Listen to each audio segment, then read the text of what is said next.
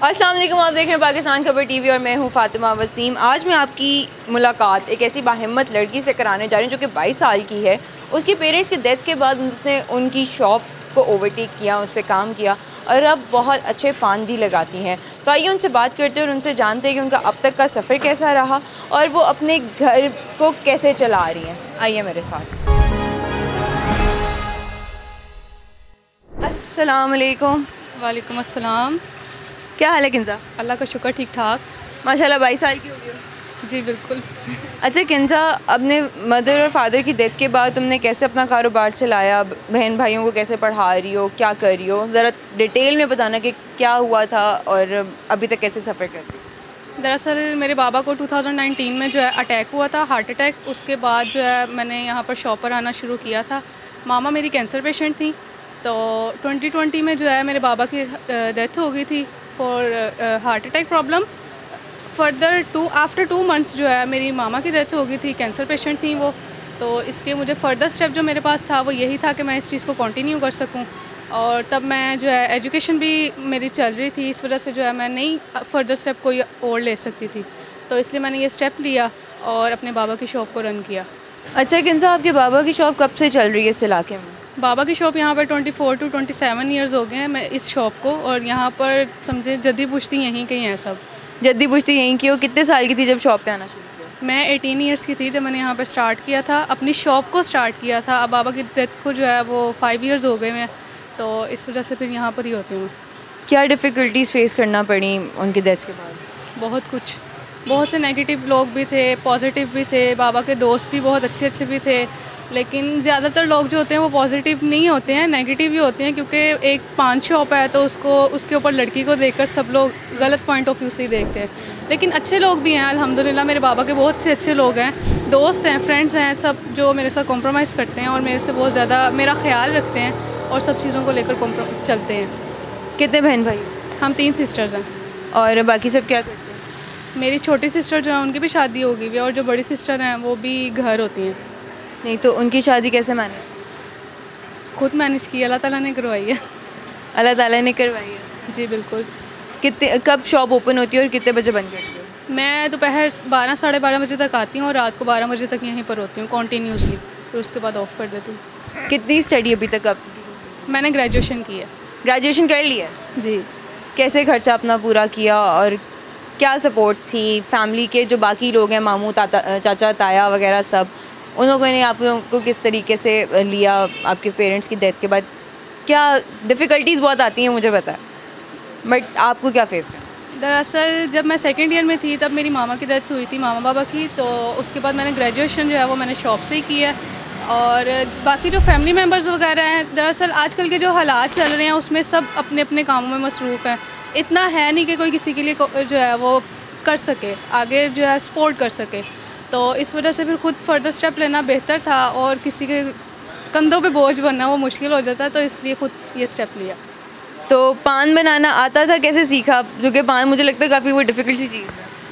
पान मैंने अपने बाबा से बनाना सीखा था, उसकी पैकिंग और ये सब चीज़ें जो है मैंने अपने बाबा से सीखी थी। आते थे शॉप पर बचपन में जब थे, तो ये नहीं पता था कि आगे जाकर खुद इस चीज़ को जो है रन करना है या लेकर चलना है। अगर ये पता होता तो पता नहीं क्या से क्या हो जाता, लेकिन शॉप जो मैंने अपने बाबा के होते भी जो है यहाँ पर सब कुछ आता था मुझे, तो मैंने इसको कंटिन्यू किया। तो पान की जो चीज़ें हैं, जो सामान है आपकी पूरी शॉप का, वो कहाँ से लाते हो या कोई कंज्यूमर मार्केट वालों के साथ डील हुई हुई है कि वो खुद ही आके आपको दे जाते हैं? क्या सीन है? मेरे पास दरअसल यहाँ पर जो है सब जो है ना सेल्समैन आते हैं शॉप पर, मुझे कहीं नहीं जाना पड़ता। पान से रिलेटेड हो, बॉटल से रिलेटेड हो, बिस्किट से रिलेटेड हो, सिगरेट से रिलेटेड हो, कुछ भी मुझे बाहर से नहीं लाना पड़ता। यहाँ पर सब सेल्समैन आते हैं और वो खुद देकर जाते हैं। और इसके क्या इंग्रेडिएंट्स है पान के? पान के बहुत ज़्यादा इंग्रेडिएंट्स हैं। आप मीठा पान भी है, पत्ती वाले पान भी होते हैं, सौंफ खुशबू वाला पान भी होता है, मतलब काफ़ी आइटम्स हैं इसके अंदर जो लेकर चलते हैं। सबसे मेन चीज़ क्या होती है? कत्था चूना। कत्था चूना कैसे बनाते हो? वो भी मैं खुद बनाती हूँ। कैसे? 5 से 6 मतलब के आइटम्स होती हैं जिनको मिक्सअप करके आपको उसको जो है बनाना होता है, और चूना भी इसी तरह से ही बनता है, तो वो मैं खुद बनाती हूँ। ज़्यादातर लोग जो है पैकेट वाली जो है दोनों चीज़ें यूज़ करते हैं, लेकिन मैं खुद बनाती हूँ। लेकिन मैं खुद बनाती हूँ। चलो ये तो बहुत अच्छी बात है। इसका सारा प्रोसेस क्या है? कथा कितनी देर में तैयार होता है? जो मेन प्रोसेस इसका है वो तकरीबन 2 to 3 आवर्स ले लेता है। उसके बाद यहाँ पर जो बनता है वो 5 मिनट्स की बात है। क्या बात है। पान बना बना के जो है ना ये पान एक्सपर्ट हो गई। तो स्टॉल्स वगैरह कहीं पे लगाती हो या फिर अगर कोई प्राइवेट फंक्शंस के लिए कोई आपको बुलाए तो आप जाते हो वहाँ पे सेटअप लगाते हो अपना? मैंने लास्ट टाइम जो है क्वीन मेरी स्कूल जो है वहाँ पर उनका फ़न फेयर था, उस पर मैंने स्टॉल लगाया था और बहुत अच्छा एक्सपीरियंस रहा था मेरा। तो इस वजह से अगर अब कोई मेरे से स्टॉल से रिलेटेड डिस्कस करता है या कांटेक्ट करता है तो ज़रूर वेलकम। और क्या रेट्स हैं, क्या पैकेज लेते हो आप लोग? पैकेज वो पान के हिसाब से होता है, कितने पान उन लोगों को चाहिए होंगे। मतलब शादी का इवेंट है तो उसमें कितने बंदों से रिलेटेड पान का स्टॉल लगाना है, उसके मुताबिक पैकेज स्टार्ट करते हैं। और हमारे पास जो है वो ब्राइड और ग्रूम के लिए जो है स्पेशल पान होता है गोल्ड लीफ के साथ, गोल्ड लीव्स जो होते हैं उसके साथ पान होता है। तो गोल्ड लीफ से रिलेटेड की बात नहीं, गोल्ड लीफ पान जो है पान होता है स्पेशल ब्राइड और ग्रूम के लिए, तो वो हम स्पेशल जो है वो सर्व करते हैं। उसके अलावा स्टॉल्स वगैरह भी हम लगा लेते हैं। स्टॉल्स वगैरह भी लगा लेते हो। और डेली का कितना कमाती हो यहाँ से? अल्हम्दुलिल्लाह इतना हो जाता है कि मैं अपने घर का सर्वाइवल खुद पूरा कर सकती हूँ।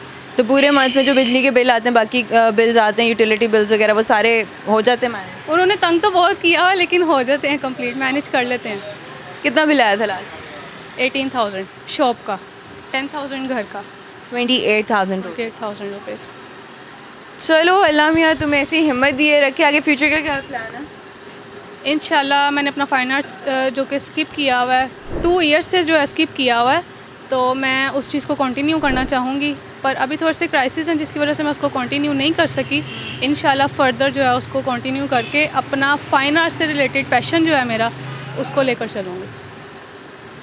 और कभी लोगों ने ये नहीं कहा कि ये लड़कियों की दुकान पे क्या कर रही है, ये कैसे दुकान चलाएगी? कभी किसी ने क्रिटिसिज्म किया हो? बहुत ज़्यादा, बहुत से लोगों ने किया है लेकिन उसको बाहिम्मत तरीके से जो है पूरा किया है, लेकर चले हैं, तो अब कोई बात नहीं करता। लेकिन स्टार्टिंग में बहुत से लोग इस तरह के थे कि आप यहाँ पे शॉप पर बैठ रही हो, क्यों बैठती हो, यहाँ पे नेगेटिव लोग ज़्यादा आते हैं, पान शॉप है, गंदे लोग ज़्यादा मिलेंगे आपको।